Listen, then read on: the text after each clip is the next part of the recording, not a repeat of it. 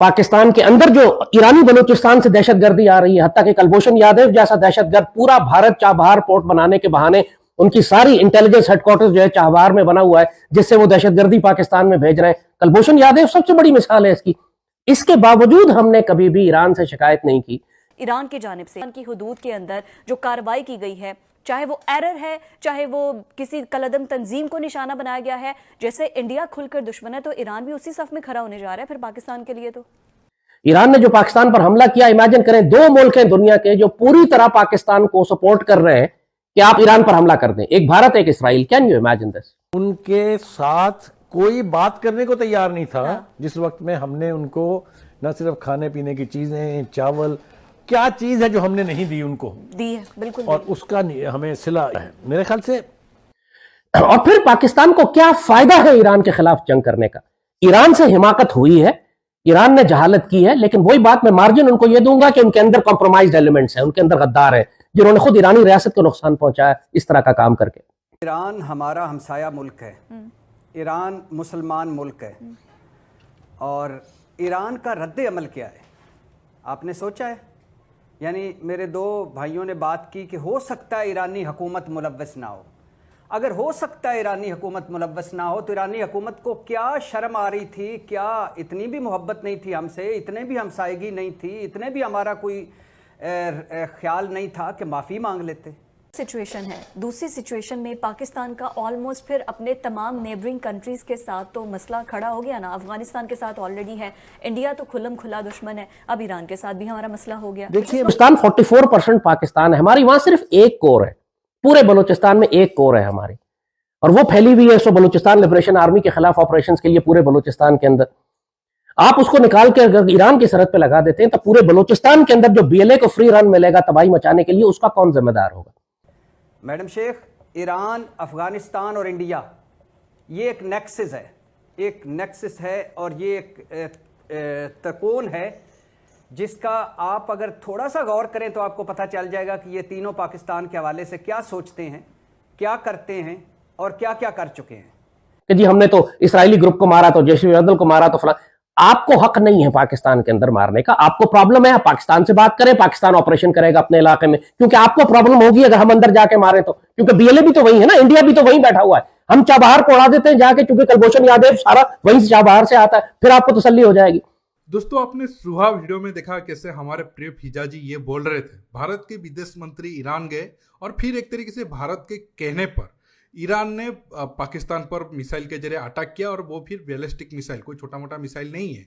इसके साथ साथ अब हमारे लाल टोपी महाशय ये आकर बोल रहे हैं ईरान ने जानबूझकर चाबहार में एक तरीके से भारत का रॉ का या फिर इंडियन आर्मी का ऑफिस खोला है ताकि भारत चाबहार से या फिर ईरान की मदद से पाकिस्तान पर अटैक करे। मतलब आप सोचो, ये लोग खुद गलती कर रहे हैं, खुद आतंकवादियों को पाल रहे हैं दूसरे देशों के खिलाफ, और पाकिस्तान में या फिर कह सकते हो ईरान बॉर्डर के पास जो पाकिस्तान समर्थित आतंकवादी है वो ईरान पर हमला कर रहे हैं। इस वजह से गुस्से में ईरान ने उनके ऊपर कार्रवाई किया, लेकिन वो सारा झूठ को ये लोग मीडिया में या फिर उनके पब्लिक के सामने नहीं आने दे रहे हैं, उल्टा भारत के ऊपर ये ब्लेम कर रहे हैं। इससे आप अंदाजा ला सकते हो ये कभी नहीं सुधरेंगे और आने वाले टाइम में और भी कई सारे मुश्किल पाकिस्तान को होने वाला है। लेकिन जो भी अब ईरान और पाकिस्तान के जो विवाद बढ़ा हुआ है, जो भी डिस्कशन हो रहा है, आप आखिर तक के वीडियो को एंजॉय करिए, और आप सबसे रिक्वेस्ट है ये वीडियो को ज़्यादा से ज़्यादा लाइक शेयर करना बिल्कुल मत भूलिए।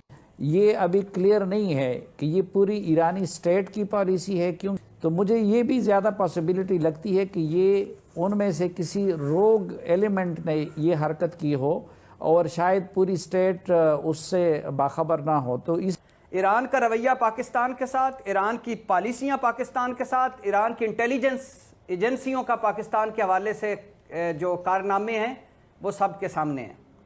मैडम शेख, कुलभूषण यादव भारतीय बहरिया का सर्विंग अफसर, अब तक 75 साल तारीख में, पाकिस्तान की तारीख में सबसे बड़ा जो कोई भारतीय अफसर जो पकड़ा गया वो रा का एजेंट, बलूचिस्तान से, ईरान से बलूचिस्तान और बलूचिस्तान से कराची तक दहशतगर्दी के 20वां वाक़यात, और हुसैन मुबारक पटेल बनकर ईरान के रास्ते पाकिस्तान आता था और ईरान में ताजर था।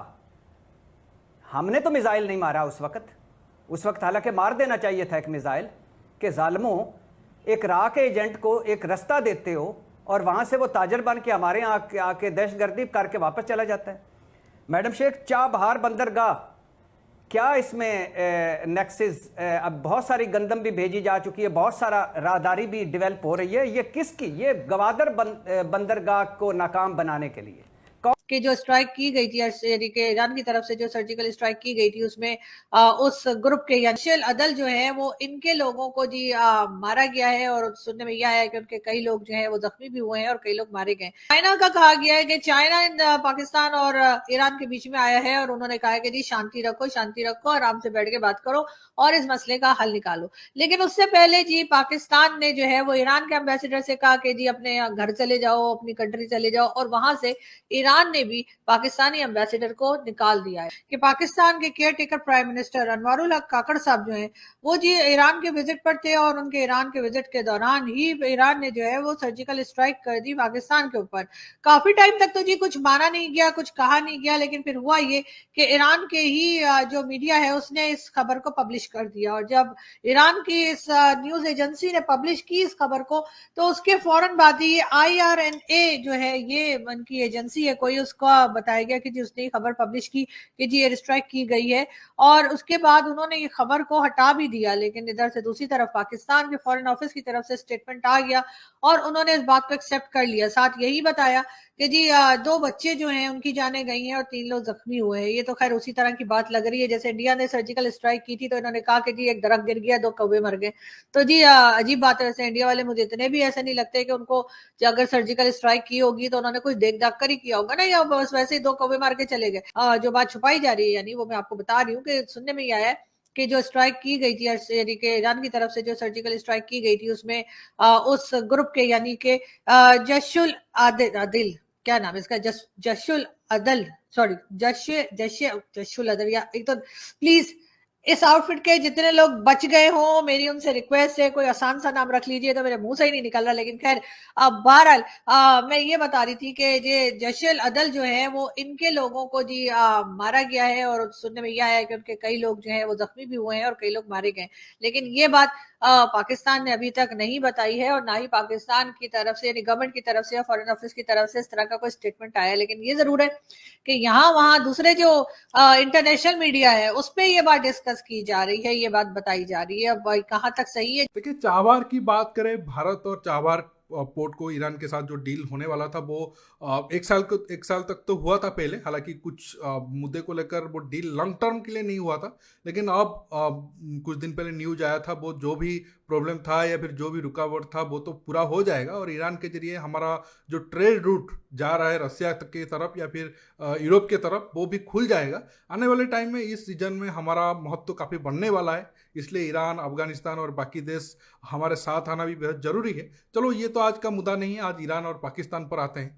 पाकिस्तान मीडिया में एक तरीके से ये बातों को एक तरीके से आप कह सकते हो ईरान के खिलाफ प्रोपेगेंडा करके फैलाया जा रहा है, क्योंकि पाकिस्तान आर्मी अब उस हालात में है नहीं कि वो भारत के साथ जो कार्रवाई करता है या फिर भारत के साथ जो कार्रवाई का नाटक करता है वो ईरान के साथ करे या फिर सचमुच में कोई मिलिट्री एक्शन ईरान के खिलाफ ले। क्योंकि अगर वो ऐसा करते हैं तो पाकिस्तान के अंदर प्रॉब्लम हो जाएगा। भारत के नाम पर दुश्मनी तो पाकिस्तान पिछले 60-70 साल में बेच रहा है। भारत के खिलाफ कार्रवाई नहीं करेंगे तो फंसेंगे, लेकिन इधर केस उल्टा है, अगर वो करेंगे तो भी फंसेंगे, नहीं करेंगे तो भी फंसेंगे।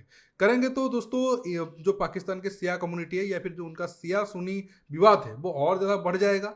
नहीं करेंगे तो फिर उनके पब्लिक में जो उनका इमेज है पाकिस्तान आर्मी नंबर 1 है, पाकिस्तान आर्मी कुछ भी कर सकता है, पाकिस्तान आर्मी एक तरीके से इतना खतरनाक है कि पूरी दुनिया के आर्मी भी पाकिस्तान का कुछ नहीं कर सकता है, वो इमेज बिल्कुल एक तरीके से आप कह सकते हो ध्वस्त हो जाएगा। इसी वजह से पाकिस्तान मीडिया में एक ईरान के छवि या फिर भारत को बिना वजह इस पर घसीट कर भारत के छवि खराब करने की या फिर भारत के हाथ है या फिर भारत का साजिश है, ये सब ड्रामा ये लोग कर रहे हैं, लेकिन हकीकत बिल्कुल उल्टा है। और खुशी की बात ये है, ईरान ने जो मिसाइल अटैक किया है जिस आतंकवादी संगठन के ऊपर, वही आतंकवादी संगठन ईरान के अंदर हमारे जो एक तरीके से आप कह सकते हो कुलभूषण जाधव जी काम कर रहे थे, उनको वहां से किडनैप करके पाकिस्तान के ISI के हाथ दिया था। तो उनके आतंकवादियों के खिलाफ ईरान ने जो भी कार्रवाई अभी किया है ये एक तरीके से कह सकते हो काफ़ी वेलकम स्टेप है। और आने वाले टाइम में ईरान की तरफ से पाकिस्तान के ऊपर हमला और बढ़ेगा, क्योंकि ये लोग सुधरने का नाम नहीं ले रहे। पहले से तो भारत दुश्मन है ही, अफगानिस्तान के तालिबान भी पाकिस्तान के ऊपर ज़्यादा खुश है नहीं।